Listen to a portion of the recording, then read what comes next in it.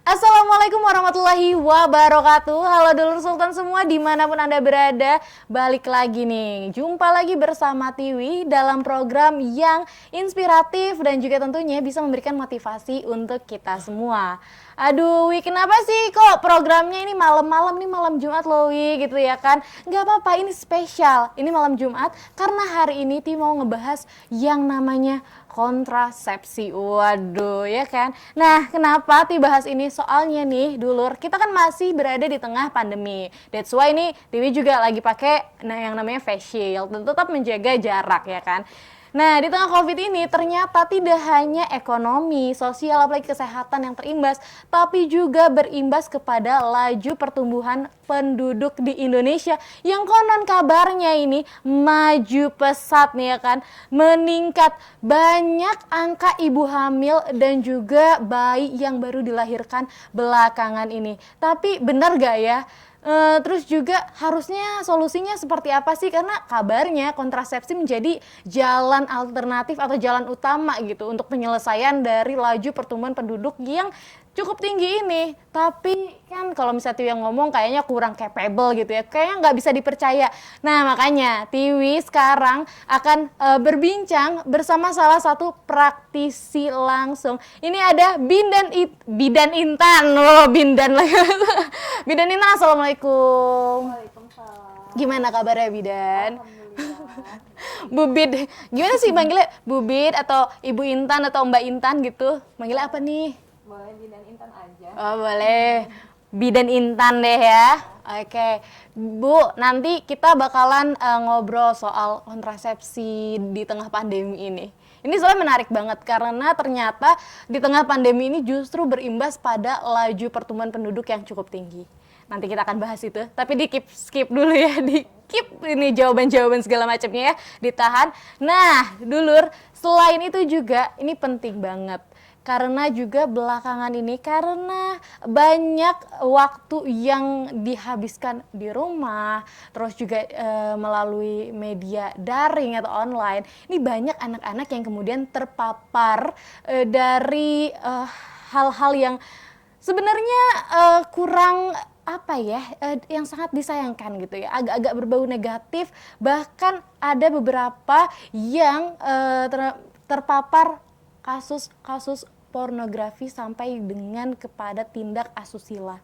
Nah, ini betapa pentingnya pengetahuan reproduksi sejak dini. Dan makanya Tiwi juga menghadirkan salah satu narasumber kita yang cukup capable, yang biasa nih mensosialisasikan tentang bagaimana reproduksi kita ini bisa tetap sehat atau kesehatan reproduksi, dan tentunya juga tentang bagaimana kita bisa mengetahui titik-titik mana aja sih yang sebenarnya tidak bisa dipegang atau diakses oleh orang lain.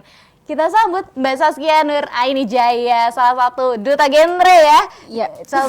Duta genre tahun berapa sih Mbak? Aku Duta Genre Provinsi Banten tahun 2018. Wow. Jalur pendidikan. Jalur pendidikan. Iya. Wow, oke. Ini gimana kabarnya? Baik. Alhamdulillah luar biasa baik. Di Sehat tengah-tengah ya? pandemi ini sehat insya Allah. Oke, nanti kita akan berbincang-bincang hangat ya di malam Jumat ini ya, sama bareng sama Bidan Intan. Pak Belit, mau Bidan apa Intan gitu ya kan? Soalnya tuh dari face-nya itu kan kayak setara gitu kan ya. Ternyata aduh ya sudah lah ya. Oke dulur, ditahan dulu perbincangan kita karena Tiwi akan break dulu sebentar. Jadi dulur jangan kemana-mana, tetap di Ngariung Show.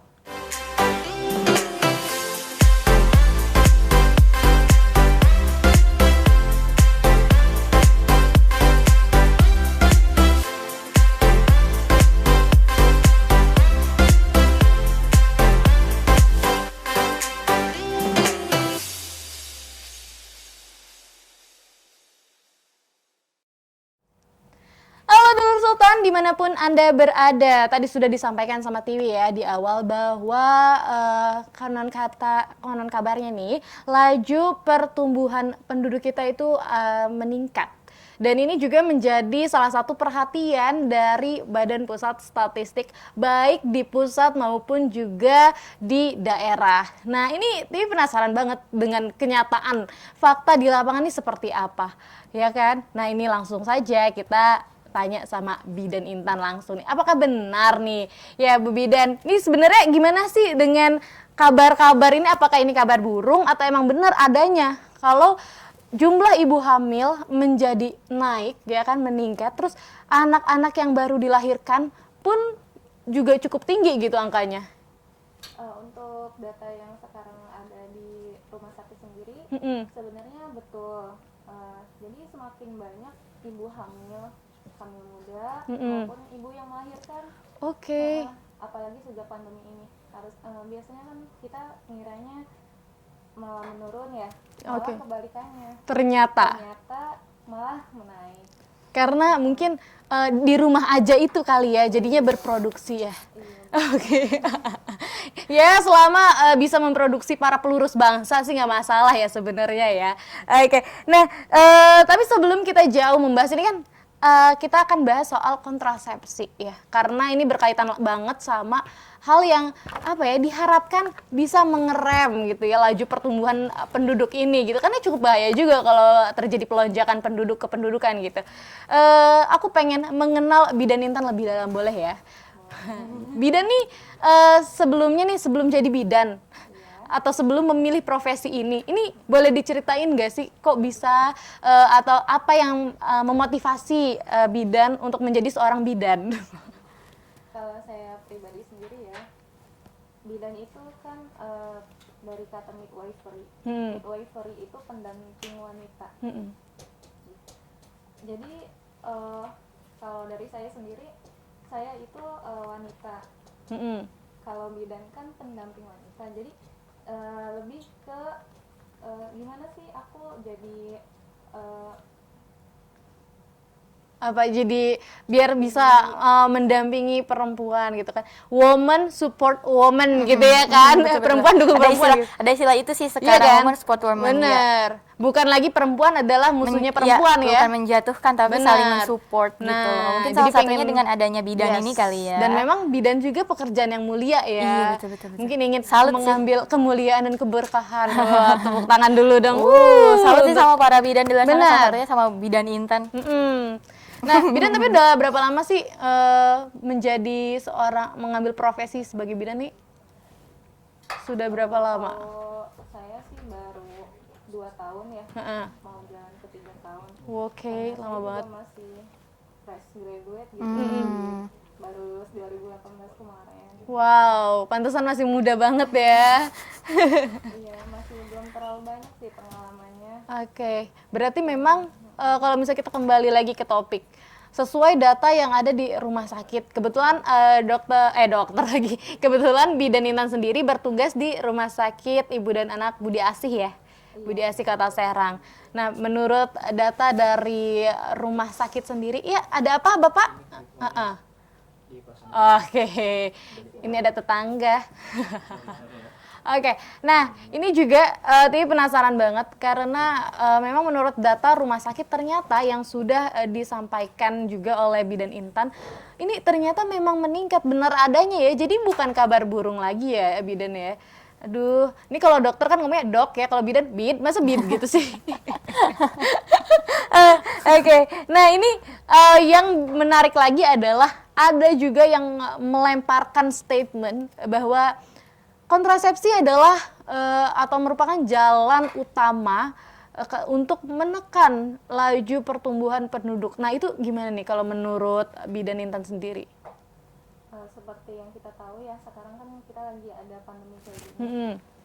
Ada dari dokter yang partner kerja, sebaiknya sih untuk lagi pertambahan penduduk untuk kehamilan, sebaiknya kita tekan dulu. Apalagi kita sekarang lagi banyak virus ya, banyak virus corona nih. Nah, jadi virus yang ada di sekitaran kita itu nggak aman buat ibu hamil, terutama untuk pertumbuhan janin yang ada di dalam tubuh ibu. Oke. Jadi kalau misalnya diusahain banget nih, kita jangan dulu hamil gitu untuk ibu-ibu yang ada di rumahnya. Ya kalau kebelet gimana dong Bidan? Kayaknya karena di rumah terus kali ya, nggak ada kegiatan lain gitu loh. Kalau terus kalau misalnya salah satu alternatif selain pakai misalnya menggunakan kontrasepsi gitu ya. Kalau misalnya ada yang bilang jalan utama itu kontrasepsi, tapi sebenarnya ada nggak sih alternatif lain selain kontrasepsi itu sendiri? Saya lebih menyarankan untuk kontrasepsi. Kontrasepsi ya. Misalnya di luar itu paling gimana ya? Nggak ada sih. Karena lebih aman juga ya. Lebih aman untuk kesehatan. Dan lebih aman juga untuk kita gitu. Oke. Nah, ini kan Untuk pasangan-pasangan. betul. Dan memang penggunaan kontrasepsi ini juga disesuaikan dengan kondisi fisik seseorang itu juga ya, Dok ya. Dok lagi kan, astagfirullahaladzim. Teh Intan aja ya, biar lebih akrab gitu ya. Nanti kalau salah sebut profesi saya diserang sama Netizen. fansnya Bidan Intan. Jangan salah loh, Kia ini Bidan Intan punya banyak fans. Oh gitu. Punya fanbase yang Iya, punya fanbase. Nah, kalau misalnya ini Bidan, tadi kan kita sudah sama-sama mendengar justifikasi dari profesional. Nah, ini Tia pengen tanya nih, opini dari calon mama muda. Jalan. Nah, kalau misalnya Kia sendiri mendengar kata kontrasepsi, karena ini kabarnya masih banyak orang-orang yang agak enggan begitu ya untuk menggunakan kontrasepsi. Mungkin juga ada beberapa yang tabu dan bahkan ada yang berbenturan dengan dalih berbenturan dengan konsep agama. Yep. Nah, tapi Kia jangan dijawab dulu karena kita akan break dulu sebentar. Jadi dulur jangan kemana-mana, tetap di Ngariung Show.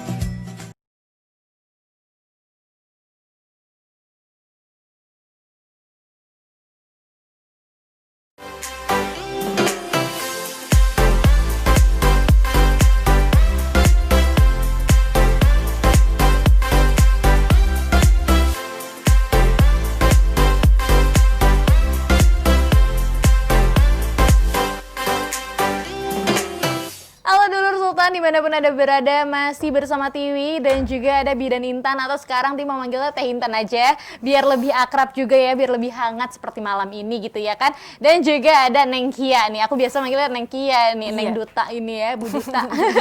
Oke, nah sebelum kita lanjutin pertanyaan tadi sudah aku lemparkan kepada Neng Kia ya, tapi ini di depan sudah ada minuman, boleh diminum dulu, diseruput dulu biar lebih tenang. Oke. Silakan diminum dulu.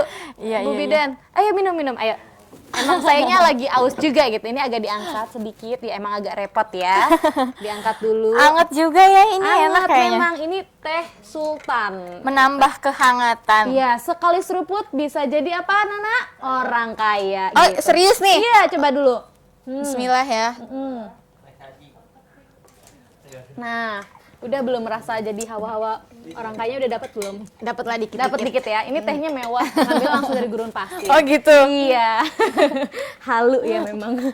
Pandemi ini bukan hanya ini ya, efeknya ke halu juga memang ya. Banyak sih yang kayak gitu. Banyak ya, mulai banyak. Oke. Nah, kita lanjut lagi ke pertanyaannya dulu ya. Tadi Teh Kia ini kan belum nikah. Ya, Terus kan belum menjadi ibu kan, baru mau ya. Akan lah ya, insya Allah. Akan, amin. iya akan. Amin, Nah, amin. kebanyakan ini kan perempuan zaman now gitu ya. Ini kan sudah apa ya, canggih lah, pintar gitu kan, mencari-cari informasi. Kalau zaman dulu kan mungkin ya karena memang apa ya, aksesnya pun agak sulit gitu. Nah, melihat alat kontrasepsi itu sendiri, itu seperti apa sih Ki? Kalau kamu lebih ke tim yang mendukung, Pro atau kontra gitu ya. gitu. Oke, sebelumnya karena aku di sini dari genre atau generasi berencana, kita itu generasi berencana itu ada di satu programnya BKKBN, Betul. di program Bina Keluarga, bukan Bina Keluarga Remaja, ya ada program Bina Keluarga Remaja juga, jadi kita berdampingan. Nah, di genre ini sendiri sebetulnya kita ada juga gitu loh bahasannya tentang kontrasepsi. Oke. Kenapa sih untuk remaja itu udah dikasih tahu ada bahasan Iya, tentang dikenalin. tentang kontrasepsi ya, karena remaja ini kan akan jadi seorang ibu atau seorang ayah. Pastinya di dalam suatu keluarga tadi ya nyambung, kita harus bisa menekan angka kelahiran di dalam keluarga kita sendiri, karena kan untuk kepentingan masa depan si anak juga. Kalau terlalu banyak melahirkan, nanti untuk pendidikannya bagaimana, untuk makannya bagaimana. Jadi di genre ini kita sudah diajarkan atau diberikan informasi bagaimana caranya ketika kita mempunyai keluarga, kita bisa merencanakan hal tersebut sampai sejauh mungkin gitu. Salah satunya tadi ada bahasan tentang kontrasepsi, gunanya yaitu untuk menekan ketika sudah menikah kita punya anak ya cukup 2 Ya, gitu supaya kan. bisa mengontrol juga. Betul, ya. cukup 2, terus diberikan jarak juga misalkan 3 sampai 5 tahun. Buat apa gunanya ya? Agar kita bisa merencanakan pendidikan anak-anak kita tersendiri itu. Jadi kesimpulannya, tadi kan pertanyaannya pro atau kontra. Ini mukarom ya. Bukan, ya. Jadi aku tentu sangat pro atau sangat setuju dengan adanya alat kontrasepsi ini gitu. Karena kalau kita lihat Indonesia juga kan sampai dengan saat ini ada di posisi keempat untuk jumlah penduduk terbesar di dunia loh. Di dunia loh. Bayangkan Indonesia bersaing atau posisinya tuh berurutan dengan Cina, dengan Amerika yang notabene memang negara-negara besar dan maju. Sedangkan kita posisinya yang masih negara berflower kan, berkembang, sudah ada di posisi keempat dengan jumlah penduduk terbanyak di dunia. Betapa mengkhawatirkannya kalau misalkan kita tidak bisa menekan angka kelahiran atau angka ledakan jumlah penduduk tadi. Kalau kita nggak pakai alat kontrasepsi, cara mencegahnya seperti apa? Itu sih yang jadi pertanyaan. Oke. Nah itu tadi ya. Kalau misalnya Kia sendiri, karena memang juga sudah teredukasi dengan baik gitu kan, baik dari organisasinya juga ya, dari genre itu sendiri gitu ya. Nah ini aku juga berharap sih semoga kalau misalnya memang ibu-ibu ya atau orang-orang di luar sana yang masih menganggap tabu alat kontrasepsi, ya semoga bisa menemukan cara lain, alternatif yang bisa lebih tepat mungkin untuk masing-masing pribadinya gitu. Iya, betul-betul. Nah ini ngomongin kontrasepsi yang menjadi pro kontra. Ini Tiwi mau nanya langsung sama Teh Intan. Secara praktiknya di lapangan, masih banyak nggak sih Teh Intan menemukan perempuan-perempuan atau ibu-ibu muda ya, atau ibu-ibu lah ya, yang enggan gitu dengan kontrasepsi? Oh itu mah masih banyak banget. Masih banyak. Alasannya apa sih biasanya? Alasannya apa? Nah, ini kepo banget. Alasannya ya mungkin masyarakat kita masih awam ya sama kontrasepsi dan mungkin kurang edukasi juga. Dan kebanyakan dari mereka lebih ke kalau misalnya biasa minum kontrasepsi pil ya, ibu bidan saya lupa. Oke. Terus kalau misalnya yang kontrasepsi suntik itu kan ada yang per 1 bulan sekali, ada yang 3 bulan sekali, ada yang alasannya saya takut ke puskesmas, saya takut ke klinik, COVID gitu, kayak gitu ya.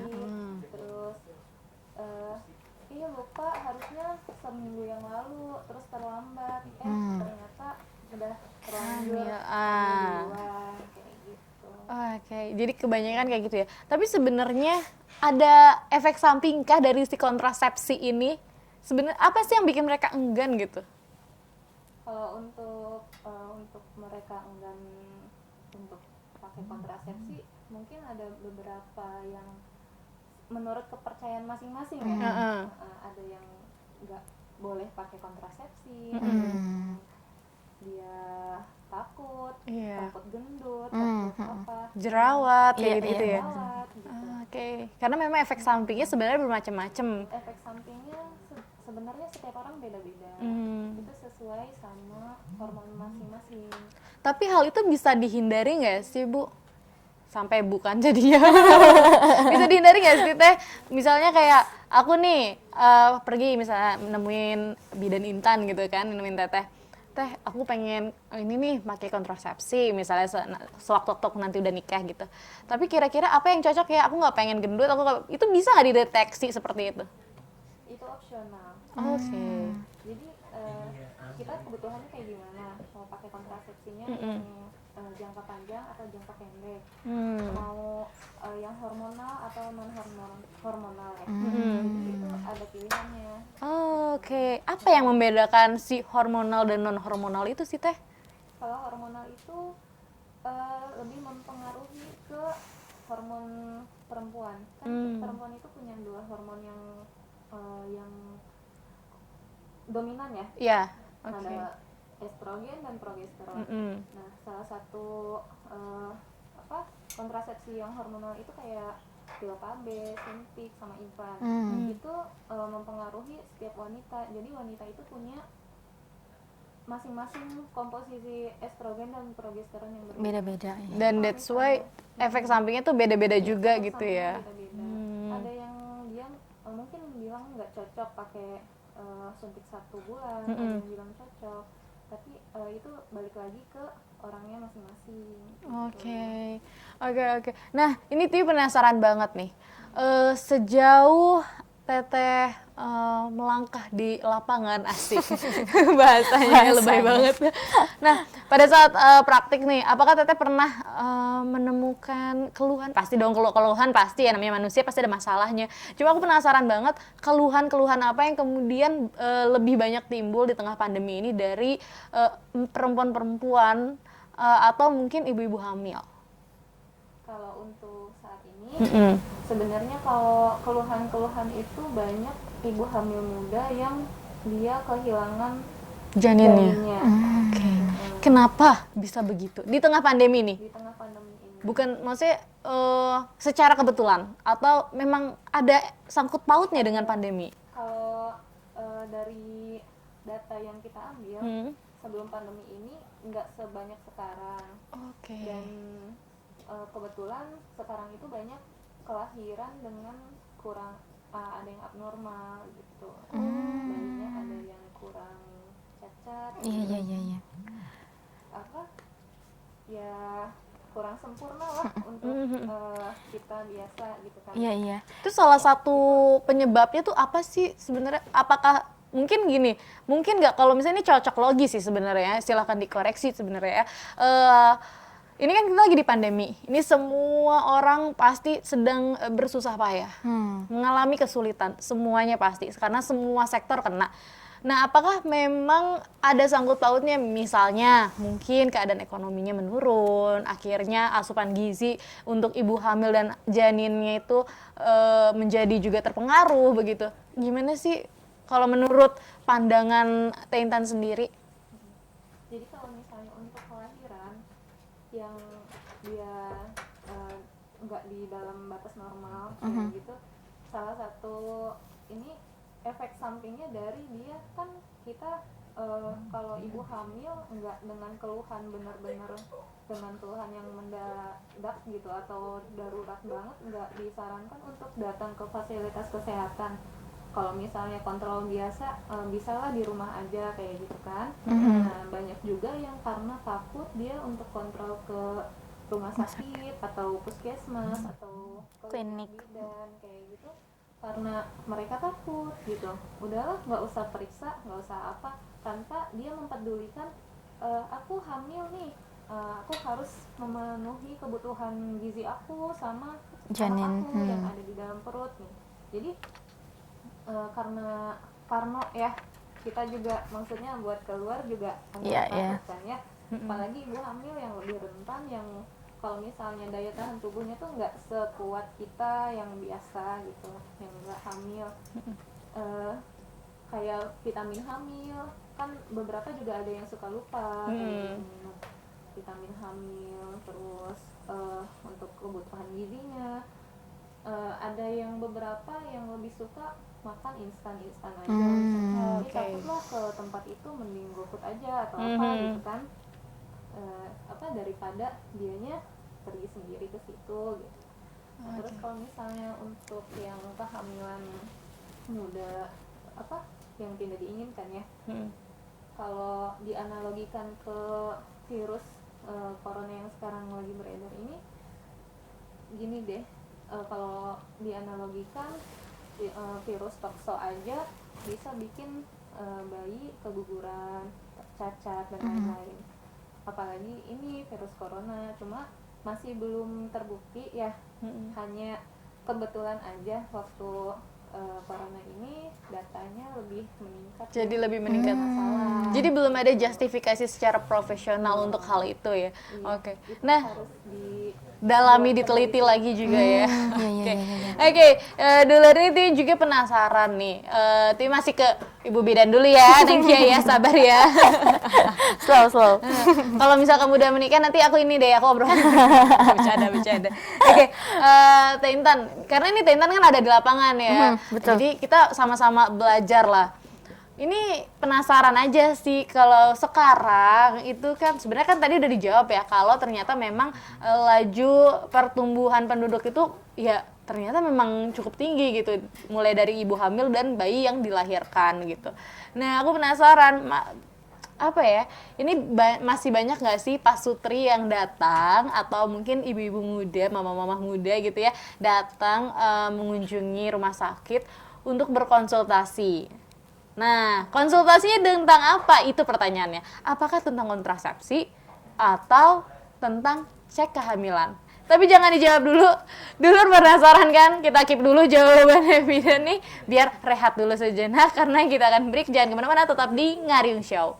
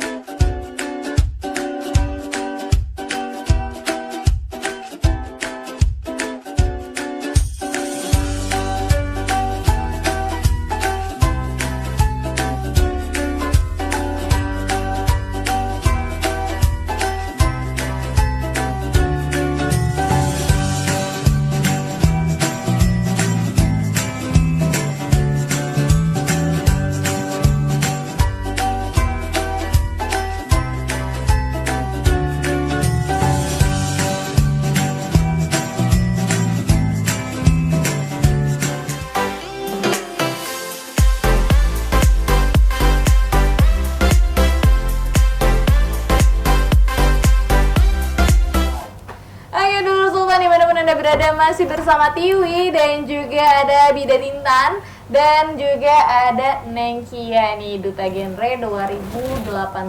Dan kita akan melanjutkan perbincangan kita malam ini soal kontrasepsi dan juga pemahaman tentang reproduksi. Nah, tapi sebelum kita ngomongin reproduksi ini, Tiwi masih penasaran nih, Neng. Sabar ya, Neng. Aku all ears mendengarkan. Iya, pendengar yang baik ya, Bu ya. Oke, Teh Intan, ini aku masih penasaran juga soal tadi kan. Sebenarnya ini banyak pasutri yang datang konsultasi. Ini tentang apa? Apakah tentang kontrasepsi atau tentang cek kehamilan nih di tengah pandemi ini? Kalau untuk sekarang di tengah pandemi, lebih banyak yang cek kehamilan. Serius? Wow. Nggak nyangka kan? Ini banget ya. Aku pikir kayak karena di rumah aja gitu kan, jadi kan agak beresiko ya. Gitu Iya. ya. Jadi, aduh yuk kita konsultasi kontrasepsi aja yuk yang gitu kan misalnya. Oke, nah ini kalau ngomongin kontrasepsi di tengah pandemi, ini sebenarnya kontrasepsi apa sih yang paling ampuh gitu, yang paling ya apa ya, yang paling disarankan kalau menurut Teh Intan sendiri di tengah pandemi ini? Kalau saya untuk paling ampuh atau itunya balik lagi ya, maksudnya setiap kontrasepsi itu punya resiko masing-masing, ada tingkat kegagalan masing-masing. Cuma yang paling strategis aman, yang paling strategis kontrasepsi jangka panjang. Kontrasepsi jangka panjang tuh seperti apa sih? Boleh dijelaskan lagi nggak lebih detail? Untuk kontrasepsi jangka panjang lebih ke kayak IUD, implan, kayak gitu. Udah sih dua itu aja yang jangka panjang. Kalau misalnya Kalau kayak gitu kayaknya agak ini ya, agak riskan juga ya. Iya, kalau suntik itu kan ada yang per 3 bulan sekali, sama yang sebulan sekali ya. Kalau misalnya untuk pil juga sama, itu dalam sebulan udah habis, harus beli lagi dan beli lagi, gitu. Jadi kalau misalnya yang jangka panjang itu kayak cuma sekali pakai atau sekali tanam ya? Iya, sih. sekali pakai, sekali pasang. Gitu ya, sekali Betul. pasang itu bisa berjangka bertahun-tahun gitu ya. Iya. Oke. Nah, ini masih ngomongin kontrasepsi. Tapi sebelum ke kontrasepsi aku pengen nanyain ini deh, Neng Kia kasihan dia sendiri. Kalau misalnya Kia nanti nih, Kia sendiri sebenarnya sudah memahami kontrasepsi dan bahkan juga pro dengan kontrasepsi. Tapi kalau misalnya Kia sendiri nanti ke depannya, kira-kira ingin memilih alat kontrasepsi yang apa sih, jenis kontrasepsi yang mana menurut Kia? Kalau Kia pengen. Oh, kalau itu sih aku pasti bakalan konsultasi dulu sih sama orang-orang yang ahli ya, kayak Teh Intan atau mungkin ke dokter kandungan gitu kan, karena kita harus tahu nih hormon yang kita miliki itu cocok pakai kontrasepsi apa, bener gak Teh? Iya, Ya kan, betul. jadi konsultasi dulu. Jadi aku belum bisa menentukan hal itu sekarang gitu, karena aku sendiri belum tahu aku cocoknya pakai apa. Karena kan tadi juga sempat disinggung ya, banyak yang pakai kontrasepsi terus ngeluh, aduh gendutan, aduh jerawatan gitu, atau bahkan headnya nggak teratur ya Teh ya. Iya, Banyak headnya yang nggak kayak gitu teratur. kan. Itu juga ya. Ada, Iya, jadi betul. apa sih Teh istilahnya, ngacak hormon ya? Iya. Ngacak hormon gitu. Atau sebenarnya hormon itu lagi menyesuaikan. Kalau untuk kontrasepsi hormonal itu lebih ke menambahkan hormon. Wah, ada orang baru nih. Iya, jadi Jadi, aku bakalan konsul dulu sih, bakal Pasti. konsul dulu, setelah konsul baru menentukan akan pakai kontrasepsi apa nantinya. Cerdas itu ya dulu. Jadi kalau buat dulu yang belum pernah pakai alat kontrasepsi dan mau memasang, ya harus dikonsultasikan dulu gitu ya. Jangan sembarang-sembarang. Iya, jangan sembarang ini aja ini lebih murah atau enggak ini lebih praktis atau ini enggak sakit gitu kan.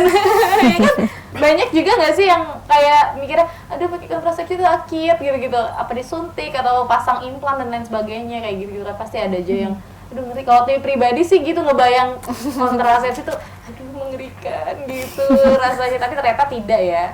Enggak. Tidak semengerikan itu. Oke, nah ini terakhir nih untuk Teh Intan. Tiwi penasaran soal kontrasepsi. Apa sih hambatan yang biasanya ditemukan? Misalnya ini kan kita bersosialisasi itu kan nggak cuma pada saat kita memakai baju kebangsaan kita, misalnya selempang duta, baju bidan, misalkan kita bersosialisasi kapan saja. Nah, ketika misalnya menghadapi para perempuan untuk mensosialisasikan soal kontrasepsi, hambatan yang biasa ditemukan di lapangan tuh apa sih?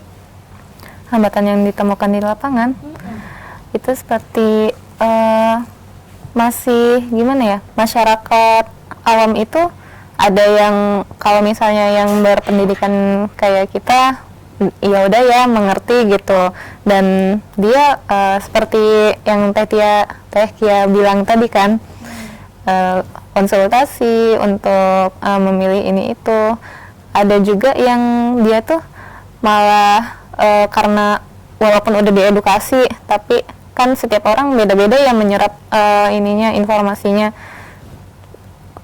lebih ke malah dianya ragu-ragu terus takut gitu, atau ke yang punya kayak agama yang dilarang agama kayak gitu tuh, nggak boleh pakai nggak boleh pakai kontrasepsi, atau nggak boleh menunda Hamilan. Bukan bahasanya menolak anak gitu, menunda rezeki, menolak rezeki gitu. Lebih ke itu sih banyaknya. Tapi alhamdulillah untuk masyarakat zaman sekarang lebih banyak yang mau gitu, lebih paham untuk udah melek informasi, udah melek teknologi juga. Jadi hambatan yang ditemukan nggak terlalu berat. Nggak terlalu itu, cuma segelintir orang aja. Mungkin yang masih punya pola pikir dulu. Gitu. Iya, yang masih. Tapi memang ya pelan-pelan lah ya. Kalau itu memang grit-gritnya nggak bisa langsung ada kadabra jeder langsung paham, kan bisa juga harus pelan-pelan. Membutuhkan pendekatan yang itu. Susah ya merubah pola pikir seseorang, susah. Iya benar. Kita aja sebelum melanjutkan ke jenjang pernikahan kan ada PDKT-nya dulu ya. Iya betul. Ini curhat ya. Oke. Ini Kia nih. Kia, ini kan Kia sudah 2018 sih, 2 tahun yang lalu menjadi duta genre, dan pastinya ini kan berarti udah lengser. Meskipun udah lengser, amanah yang diembankan di balik selempang itu kan masih terus dong dijalankan ya. Betul. Nah, kalau Kia sendiri biasanya mensosialisasikan tentang apa sih?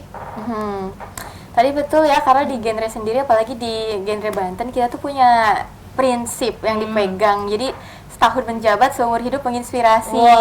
Jadi mau sampai kapanpun, mau sampai kita sudah berkeluarga pun, pasti nilai-nilai yang ada di genre itu akan kita jalankan gitu. Nah, soal apa yang selalu kita gaungkan atau kita sosialisasikan itu rata-rata tentang, kita ada yang namanya 8 substansi genre. 8 itu berarti ada 8 informasi atau ilmu baru lah, yang jarang sekali kita temukan di sekolah ataupun di tempat-tempat lainnya gitu. Kalau kita nggak nyari sendiri, itu kita nggak bakalan tahu deh. Tapi kalau nyari sendiri juga harus tepat dong. Betul. Dan di genre inilah kita diberikan pemahaman yang valid. Gitu. Salah satunya yang paling sering digaungkan itu adalah tentang PUP atau pendewasaan usia perkawinan. Lalu ada juga tentang reproduksi, seksualitas, pubertas, ya seperti itu kita ada pemahamannya, karena kan apalagi sebagai duta yang dilihat atau dijadikan role model untuk remaja lainnya, atau bahkan mungkin untuk anak-anak, kita kan harus bisa menyampaikan informasi yang kita dapat kepada mereka dengan benar gitu. Jadi kita pahami dulu, lalu kita sampaikan lagi. Makanya kenapa ada juga sangkut pautnya mungkin ke masalah kesehatan tadi ya. Jadi di genre itu kita dinamis banget deh. Ada tentang kesehatannya, ada tentang sosialnya juga gitu. Nah, ini kan teman-teman genre sendiri kan juga menjadi salah satu agen pelopor begitu ya. Pelopor keluarga berencana, di mana ketika pasangan muda-mudi yang baru akan melanjutkan ke jenjang pernikahan gitu ya, mengarungi bahtera rumah tangga, ini kan perlu diperhitungkan matang-matang jauh ke depan ya. Nggak cuma asal hasrat nafsu gitu ya kan ya, terus jeder mau nikah terus nggak tahu mau ngapain setelah nikah gitu ya kan. Biasa keteteran kayak gitu ya. Iya. Sekarang nggak direncanain dulu. Itu kenapa Tia bisa tahu? Karena sering nontonin anak-anak genre sosialisasi. Nah, tapi kalau misalnya di Banten sendiri nih, Kia kan duta dari Provinsi Banten ya. Pastinya dalam menyampaikan sebuah informasi atau mensosialisasikan sebuah ilmu baru gitu ya. Ini kan kita juga mapping nih, apa yang sebenarnya dibutuhkan oleh daerah tertentu, ya kan? Apa yang dibutuhkan oleh Banten sendiri. Nah, biasanya kalau misalnya sepengalaman Kia nih, sejak 2018 berarti kan menjabat sampai dengan sekarang, di Banten sendiri nih kebanyakan ini bagaimana sih kondisinya gitu? Apa yang masalah-masalah apa sih yang ada di Provinsi Banten? Oke, jadi kalau di Banten sendiri untuk permasalahan remaja itu masih tinggi akan kasus nikah dini. Oke. Iya, kalau di kita sih taunya Pernikahan, pernikahan dini itu pernikahan yang dilakukan di bawah usia 21 tahun untuk perempuan dan di bawah 25 tahun untuk laki-laki. Karena di pendewasaan usia perkawinan itu ada usia minimal yang dianjurkan untuk menikah, yaitu minimal 21 dan untuk perempuan dan minimal 25 untuk laki-laki. Dan Banten juga termasuk 10 besar provinsi dengan angka pernikahan dini tertinggi di Indonesia. Oke. Banten itu masuk. Berat ya. Banten itu masuk, dan di Banten sendiri paling tinggi kasus pernikahan dininya itu ada di Kabupaten Pandeglang dan Kabupaten Lebak. Tapi tidak menutup kemungkinan di daerah perkotaan seperti Serang pun kasus pernikahan ini sudah tidak ada. No, itu masih ada. Itu masih ada, bahkan di daerah apa ya, Smart City kita sebut Tangerang Raya lah ya. Itu tetap masih ada. Salah satu yang jadi faktor utama kenapa masih ada pernikahan dini di zaman milenial ini ternyata dari seks bebas atau pergaulan bebas kita katakan lah. Jadi kan perkembangan teknologi, gadget tadi sempat disinggung juga, kenapa di era pandemi banyak apa namanya kasus pornografi makin tinggi karena mungkin anak-anak betul remaja di rumah bete ya, abis sekolah online mau ngapain, akhirnya main gadget terus. Dan orang tua kan nggak yang 24 jam check-in, mengawasi anaknya lihat apa sih di gadgetnya. Dan itu ternyata sesuai fakta ya, banyak juga anak-anak yang mencari tahu tentang apa namanya, sebenarnya bukan seks edukasi sih, ya tentang hal-hal yang harusnya dipelajari secara proper gitu, secara sendiri. Akhirnya nyari apa, yang ketemu apa, dan akhirnya ditonton. Dari tontonan itulah kan fakta menunjukkan ya, kalau misalkan kita banyak terpapar oleh yang namanya pornografi, itu dapat merusak sel di otak juga gitu, dapat mematikan sel-sel di otak juga. Iya, jadi dari situ karena banyak anak-anak yang terpapar pornografi, akhirnya tidak tahu harus apa, harus bagaimana menyalurkan hasratnya.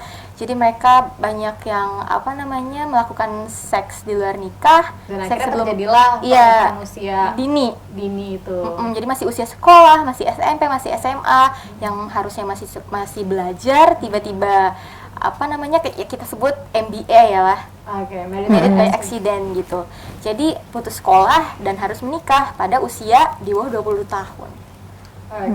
Nah, ini sejauh mana sih teman-teman genre ini mensosialisasikan, menggaungkan sosialisasi tentang keluarga berencana ini kemudian?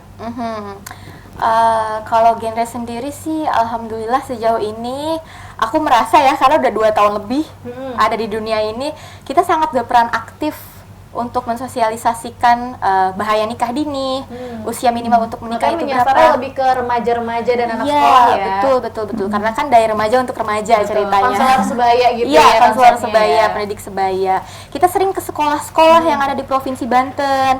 Lalu selain itu juga kita ke desa-desa juga. Jadi pengalaman aku tuh waktu apalagi masih aktif menjabat ya tahun 2018, sering sekali hampir tiap minggu aku pergi ke tempat-tempat yang sebelumnya gak pernah aku temuin, hanya untuk memberikan sosialisasi di tempat tersebut. Jadi senang banget ya? Iya, karena kan ketemu orang baru juga, ketemu teman-teman baru juga, dan aku lihat responnya juga dari mereka sangat senang karena mungkin antusias ya. Betul, jarang ada orang yang menemui mereka dan memberikan informasi baru. Ketika ada kami memberikan informasi baru datang ke mereka, jadi mereka sangat menyambut. Tapi sebenarnya yang aku penasaran adalah bagaimana sih awareness dari masyarakat di Banten terkait keluarga berencana ini.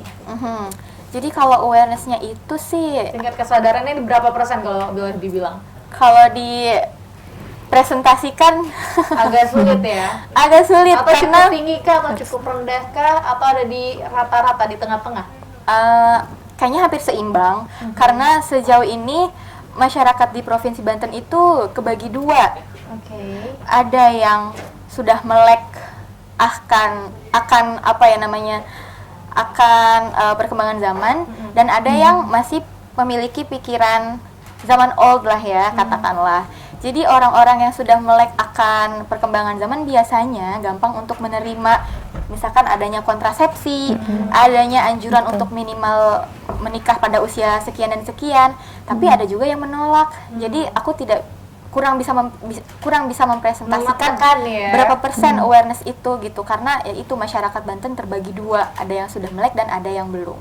Dan mungkin bisa dibilang juga pada akhirnya awareness atau kesadaran dari remaja Banten terkait reproduksi, termasuk juga seksualitas, terus juga produksi dan lain-lain sebagainya. Reproduksi itu ini apa ya, masih berada di taraf mana nih Ki?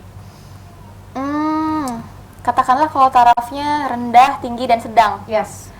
Mungkin ada di taraf sedang. Ada yang sudah benar-benar paham, ada yang malah sama sekali belum paham. Oke. Nah ini terakhir buat Kia. Kalau misalnya ada remaja-remaja, kita sasar remaja karena ini kan pendidik sebaya ya? Iya, betul. Pendidik sebaya. Ini kalau misalnya ada remaja-remaja yang sebenarnya ini kan hal yang tabu. Ya kan, reproduksi atau sex education ini adalah hal yang tabu, hal yang awam gitu bagi masyarakat, dan ketika itu menjadi tabu, akhirnya masyarakat atau remaja-remaja khususnya ini menjadi bertanya-tanya dan penasaran, yang akhirnya ini jatuhnya ke coba-coba, ya kan, sama kayak zat-zat adiktif dan lain sebagainya. Nah, kalau dari Kia sendiri, ini kira-kira ada tips gak untuk para remaja yang penasaran itu, sebaiknya kalau misalnya memang penasaran dan pengen tahu untuk mempelajari, bukan untuk dipraktekkan sebelum waktunya ya, tapi untuk pendidikan sejak dini juga ya, untuk bekal, untuk pengetahuan.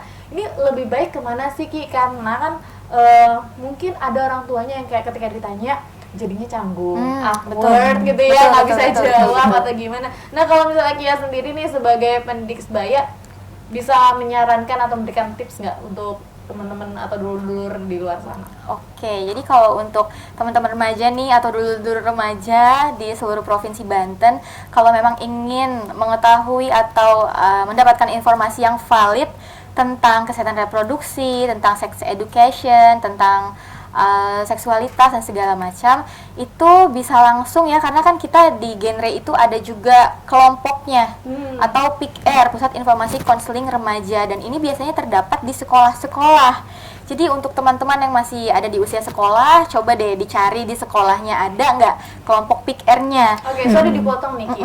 Ini kan berarti untuk teman-teman yang sekolah. Nah, kalau teman-teman yang nggak sekolah gimana Ki? Nah, untuk yang tidak sekolah juga PIKR itu ada di dua jalur.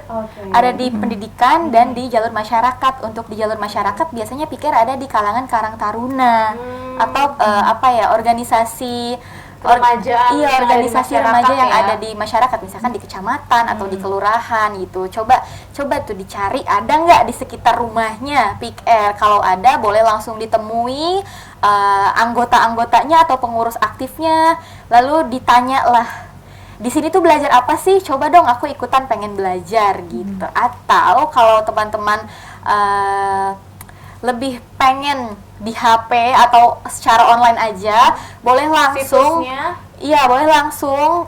Kita ada Instagram juga soalnya @genre_Banten. Bisa langsung DM kita ke situ. Terus kadang kita juga suka ada sesi curhat ya.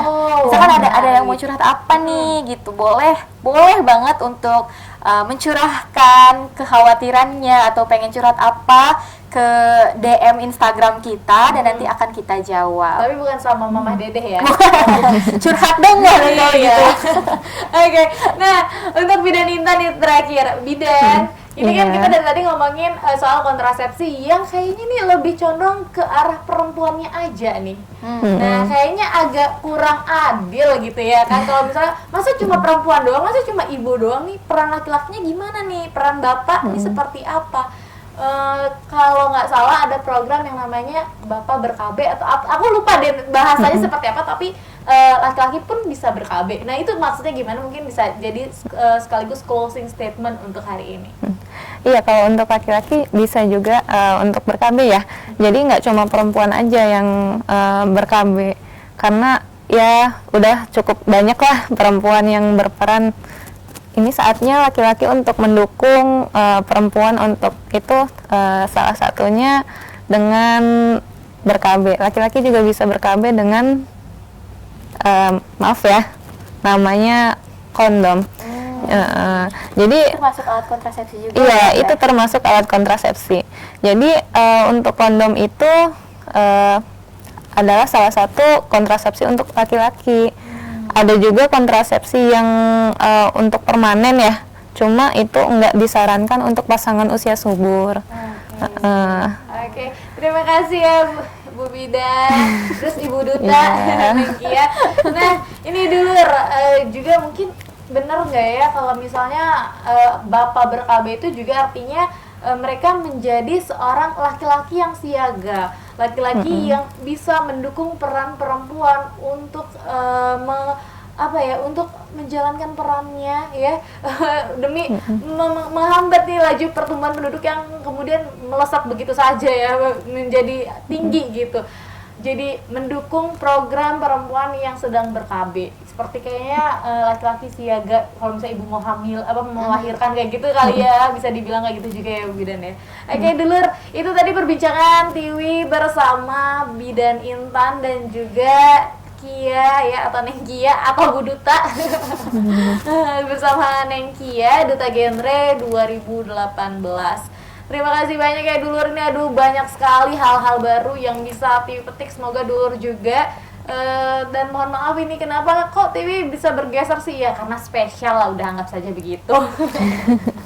Oke, dulur terima kasih banyak sudah setia nih nonton Ngariung Show dari awal episode sampai sekarang, dan jangan khawatir karena Tiwi akan balik lagi minggu depan masih di program yang sama dan juga di jam 4:30.